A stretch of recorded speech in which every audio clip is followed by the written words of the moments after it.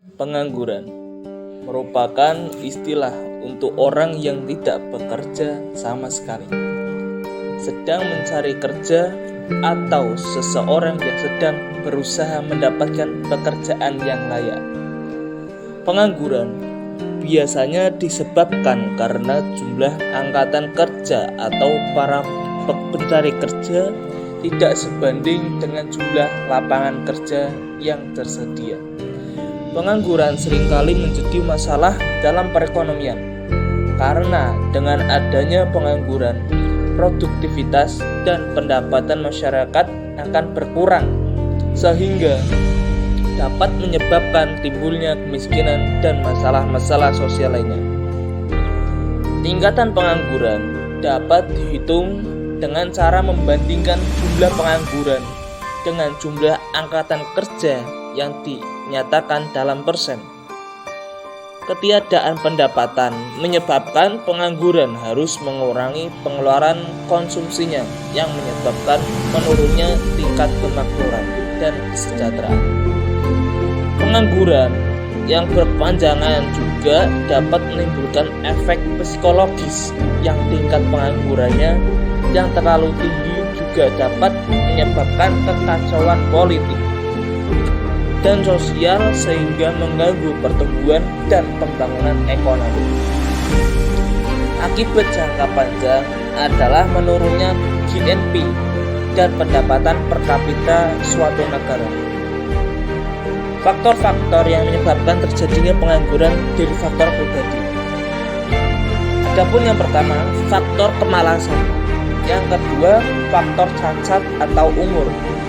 Yang ketiga, faktor rendahnya pendidikan dan keterampilan.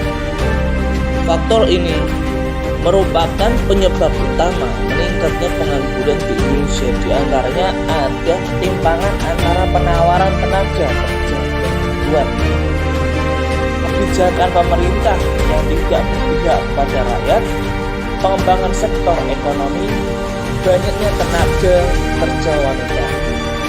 Adapun beberapa hal yang menyebabkan pengangguran antara lain. Yang pertama, ada penduduk yang relatif banyak. Yang kedua, pendidikan dan keterampilan yang rendah. Yang ketiga, angkatan kerja tidak dapat memenuhi persyaratan yang diminta dunia kerja. Yang keempat, teknologi yang semakin modern. Yang kelima, pengusaha yang selalu mengejar keuntungan dengan cara melakukan penghematan.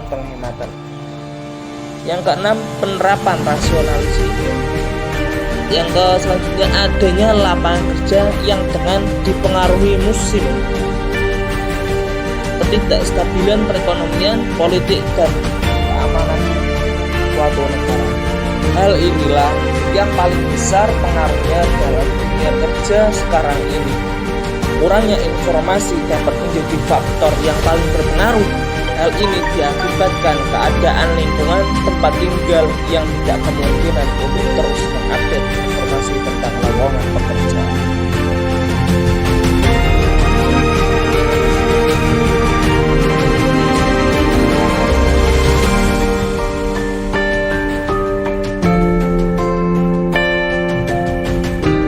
Jadi, teori modernisme dapat dideskripsikan melalui jargon-jargon yang muncul pada era filsafat modern seperti kemajuan, rasionalitas, dan kesadaran.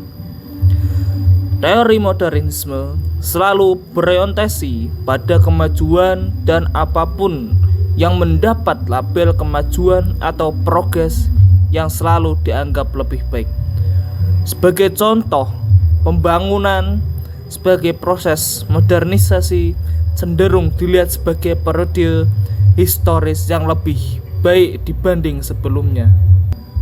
Kondisi kekinian yang mengalami proses pembaruan senantiasa berada dalam tahap kemajuan.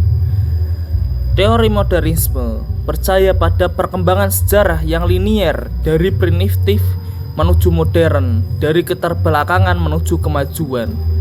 Pada poin ini terdapat pengaruh positivisme pada teori modernisme. Modernisme membawa peradaban umat manusia pada era modern yang saat ini sering disebut oleh para ilmuwan sebagai era modernisme tingkat lanjut.